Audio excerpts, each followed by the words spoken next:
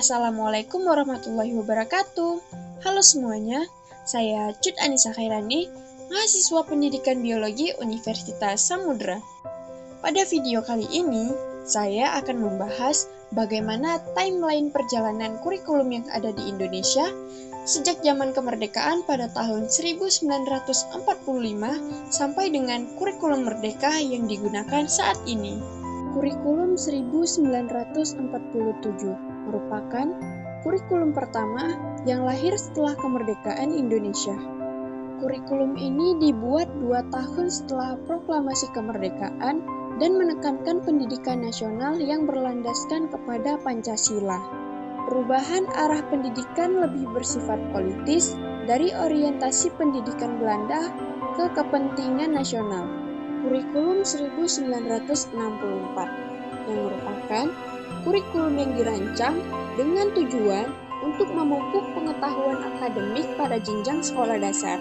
Kurikulum ini dikenal dengan nama Rencana Pendidikan 1964 dan merupakan kurikulum yang digunakan pada masa Orde Lama.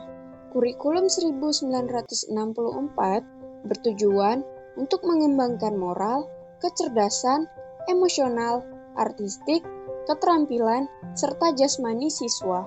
Kurikulum 1968 adalah kurikulum pertama yang dibentuk oleh pemerintah Orde Baru dalam kebijakan pendidikan di Indonesia. Kurikulum ini merupakan pembaharuan dari kurikulum rencana pendidikan pada tahun 1964 dan diluncurkan pada masa Masyuri SH yang menjabat sebagai Menteri Pendidikan dan Kebudayaan pada tahun 1968 sampai dengan 1973. Kurikulum ini bertujuan untuk membentuk manusia Pancasila sejati, kuat, sehat jasmani, mempertimbangkan kecerdasan, serta keterampilan. Kurikulum 1994 adalah kurikulum operasional yang disusun dan dilaksanakan di masing-masing satuan pendidikan. Kurikulum 1994 ini bertujuan untuk meningkatkan kemampuan, potensi, serta prestasi siswa dengan fokus pada pengembangan karakter siswa yang mantap, mandiri, serta memiliki rasa tanggung jawab kemasyarakatan dan kebangsaan. Selanjutnya adalah kurikulum 2013. Kurikulum 2013 ini juga dikenal sebagai K13, yang dimana kurikulum ini diperkenalkan pada tahun 2013 dan digunakan di seluruh jenjang pendidikan dasar serta menengah di Indonesia. Kurikulum ini menekankan pada pembelajaran yang berbasis kompetensi serta karakter. Salah satu tujuan utama dari kurikulum 2013 ini adalah untuk mengembangkan kemampuan siswa dalam berpikir kritis, kreatif, serta inovatif. Kemudian yang terakhir adalah kurikulum merdeka.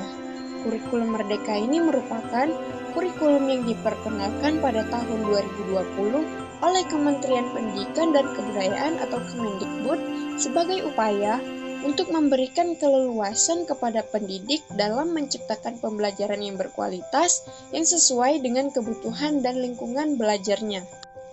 Kurikulum merdeka ini memberikan kebebasan kepada sekolah untuk mengembangkan kurikulum yang sesuai dengan kebutuhan lokal dan karakteristik dari siswa.